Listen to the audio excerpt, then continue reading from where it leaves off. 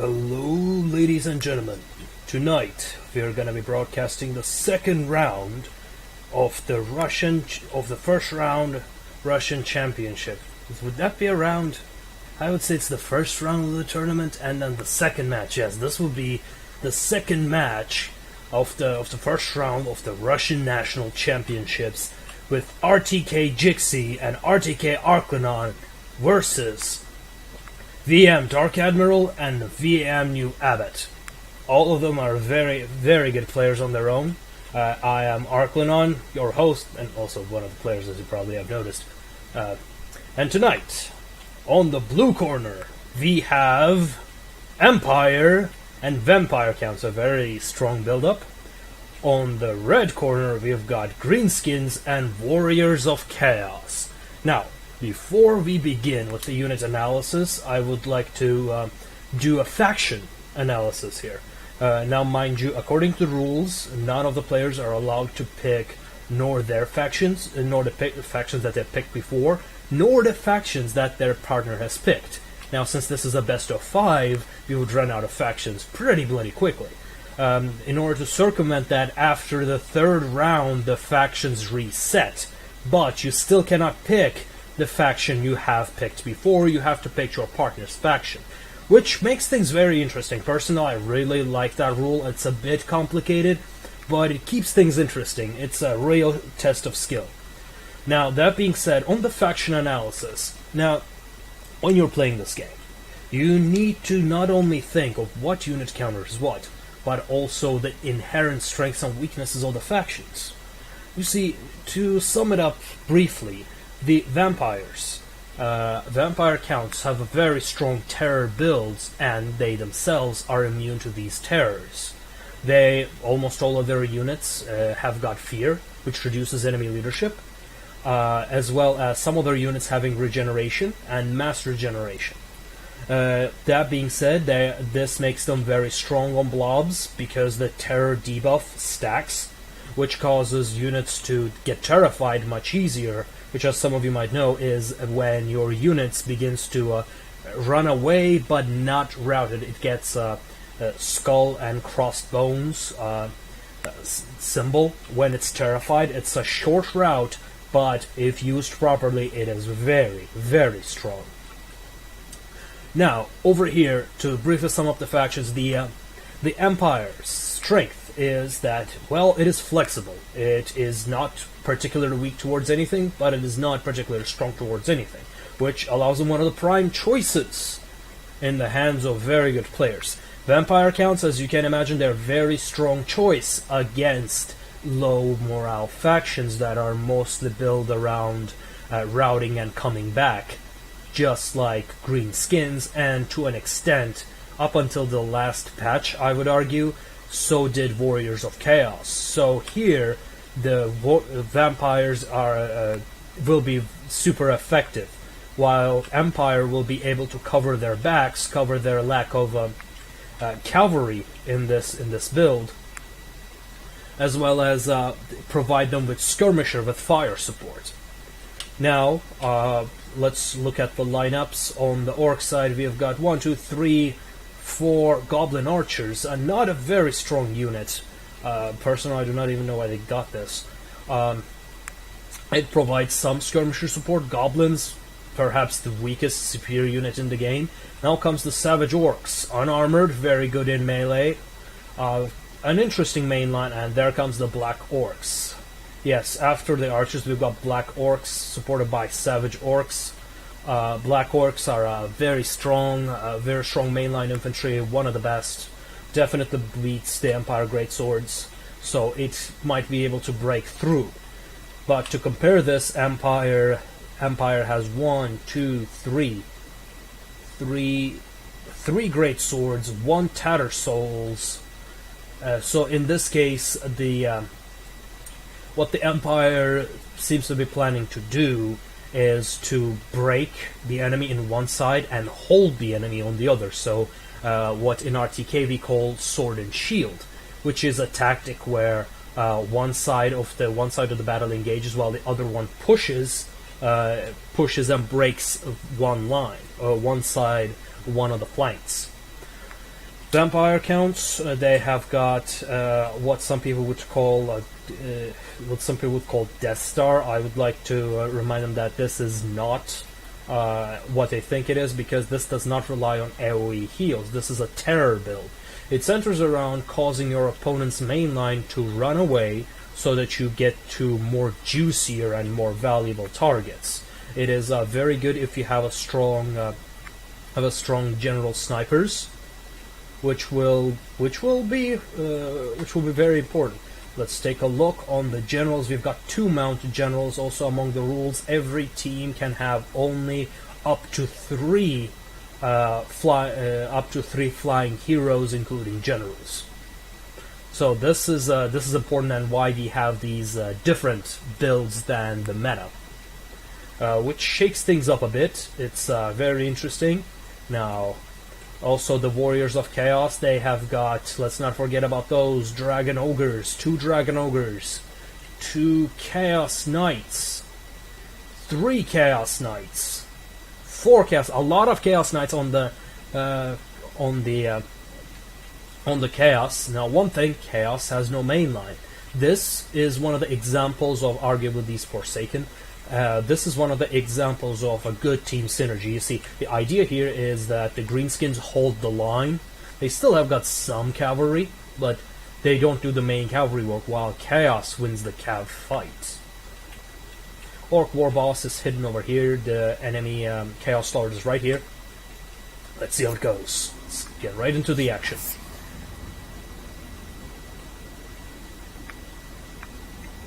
Okay, lines are moving in, artilleries are shooting. Lord is under attack. Okay, all the players are coming in. It looks like vampires are planning to rush. Empire's pulling off a maneuver. The other side is rather passive. You'll see how well that pays off. Empire gets closer, tries to bait the enemy.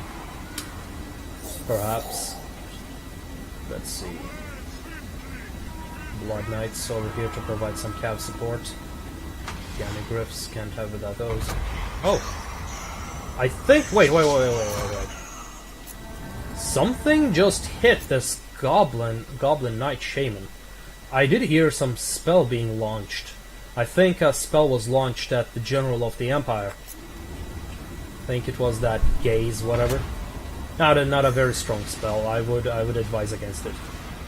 Like, the only direct damage spell that's currently worth it is the Flock of Doom.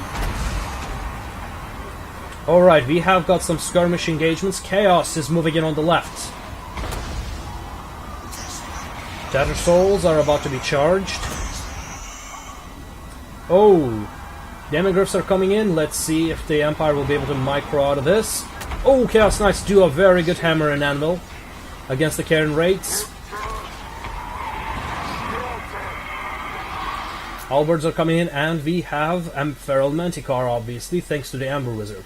Sorry for not covering the entire units, but, you know, you can see them. They're fairly straightforward. If there's a feedback for me to cover all the units, I definitely will. But I like to give a general idea of what these builds are going to do. Now, one other thing is that our Strigoi Ghoul King has summoned Crypt Ghouls on the enemy's Goblin Rocklobber. Now, why not overcast and summon Crypt Horrors? Well, they take much more mana, which can cost you some invocation, some heals, as well as Soul Blight. See, Soul Blight has been cast, and would you look at that, enemy frontal mainline shatters. It's not a shatter, but as you can see, it's a terrified.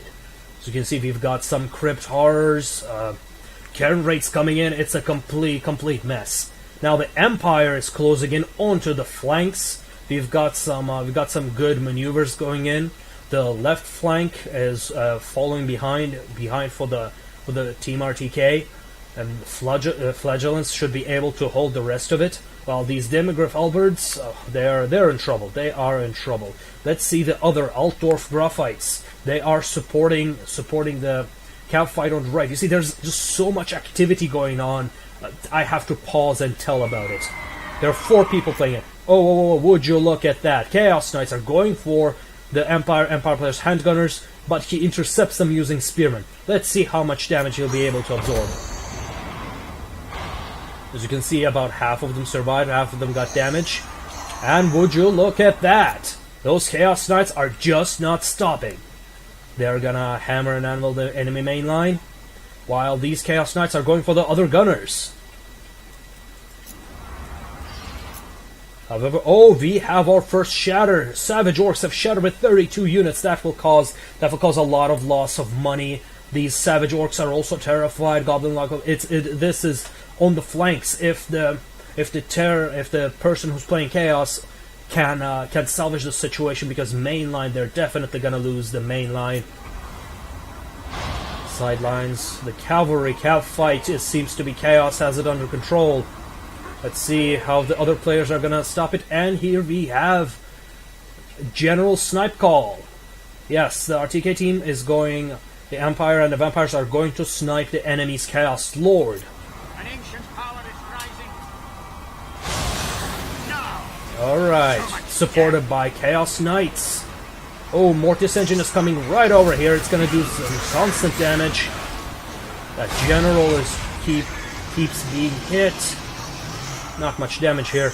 Boom! But Empire's handgunners are out of commission. Before they can reform, Spearmen are intercepting these Chaos Hounds, Chaos Warhounds. Blood Knights are in the interception route against these Chaos Knights to prevent some hammer and anvil. We've got some very interesting counter plays going on in here. An enemy general is terrified, ladies and gentlemen. He is about to die. Units that are terrified and running away cannot defend themselves. All they're concerned about is getting to safety, which basically means if your general is terrified, it is very likely that they are going to die. Hence the importance of terror builds. One quick reminder is that if your unit has terror, they are also immune to terror. Now we see a bit of a mistake on both of our players' parts. You see they have routed the enemy main line. They're so focused on chasing the enemy general. You see Empire just hounding that enemy general that they are a bit ignoring their main lines. Middle is completely broken. Middle's completely broken. The sides, we will see how well they'll be able to manage the sides, but Cav fight is going back and forth. Neither of the players are allowing them to win, even with Chaos, a strong cavalry build. Their Dragon Ogres are stuck. Now there's one objective mistake that I see here, is that these Dragon Ogres are just stuck here. They should have been cycle charging on other units. These Stutter Souls, they can do a lot of damage. I'll give you that. They have no armor, but they never rout, so they can hold the enemy for a very long time. Now we see this Mortis Engine is a bit down on health, but he can be healed. The Empire General is at his full health. From what I see, he hasn't even used this potion. They are chasing away that General. With the loss of it, his troops are going to start wavering anytime soon. You see some pretty good micros going on behind the battle lines. Empire is microing to protect their handgunners. I think they're shooting the Dragon Ogres. Now, there's one rule that is very important to remember, is that you cannot, the units, if you try to shoot small units behind your lines, they will get obstructed and will simply not shoot. But if you target these large units, look at these things, they are just ginormous. These Dragon Ogres, they're very big. They can be targeted without an obstruction by these gunners. I've got these Chaos Knights being charged by Demigryphs. A lot of health on those Chaos Knights. Demigryphs are gonna go, and whoa! There's some Altdorfs hitting them in the back. We've got a pincer attack, ladies and gentlemen. Oh, but these handgunners are not gonna live long. In return, yeah, the Greenskin player retaliates. It seems like the Greenskin player is returning. The Vampire and Empire, they have ignored the Chaos Lord instead of finishing him off. Now he got the opportunity to use his health potion, so he got a second wind. Now, they did not completely waste their time and were focusing on the enemy's obvious cavalry advantage. They're fighting against those strong cavalry units. Greenskin player can still come back in. Cavalry middle is right open. Wide open. Oh, these Goblin Rock Throwers are going back to get their Trebuchet to get a few shots in. Let's see if the RTK allows that to happen. And General is back in action. Oh, you see, the General of the Empire has seen the threat and has used a potion of toughness on them. Also, I'd like to apologize. I might seem a little biased for the Empire and Vampire side, but there's just so many things that are going on. I cannot cover all of them. Both sides are doing very good, but there's just so much action going on their side. So many interesting moves on both sides. It's just counterplays. These mind games that are going on right now are just insane, and it's very difficult to see and explain unless you've experienced them yourselves. I might be exaggerating a little, but I mean, how can I exaggerate something that's plain to see? Oh, you've got this Goblin Shaman throwing a projectile towards the Strigoi Ghoul King. Yeah, they're definitely focusing on the enemy generals, because generals are a very important point. And look at this, the left flank is falling apart. Enemy cavalry advantage seems to have been diminished in the middle. Goblin Big Boss running away. Left flank is running away, and they are completely broken. Broken apart. Enemy general is being focused on to death. Let's see how they can retaliate, and he's terrified right now. If the Empire, if they can drive this point home, General will be dead, and we'll soon see a mass rout. The handgunners are dead. The Greenskin and the Chaos team has used their advantage, their cavalry advantage, very well. You see some idle units on the Vampire counts. The Empire doesn't have that many units. They keep on chasing those, and enemy general is shattered. Now they can just abandon him. Now the Orc War Boss has been hiding in the woods. A bit of a sneaky guy right there. Perhaps to confuse the enemy team, but mainly to prevent himself from being sniped. They know how much we like to kill those core units. Okay, so while the Greenskins and Chaos have won the skirmish fight, they've lost the main line, and we see a lot of routes, a lot of main line. It seems like the battle is decided. Cavalry, there's some cavalry left. General of the Empire, way too much health. Tattered Soul, still 14 of them alive. Doesn't look good. And we see the Orc War Boss General. At this point, it's just let's get a bigger view. I see just units being chased all around. At this point, we have mass rout. We have mass rout.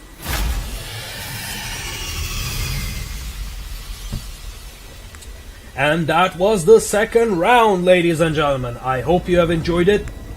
I did my best. Sorry, it's my first day in commentating. I hope you have enjoyed this. We've seen some very interesting moves on both sides.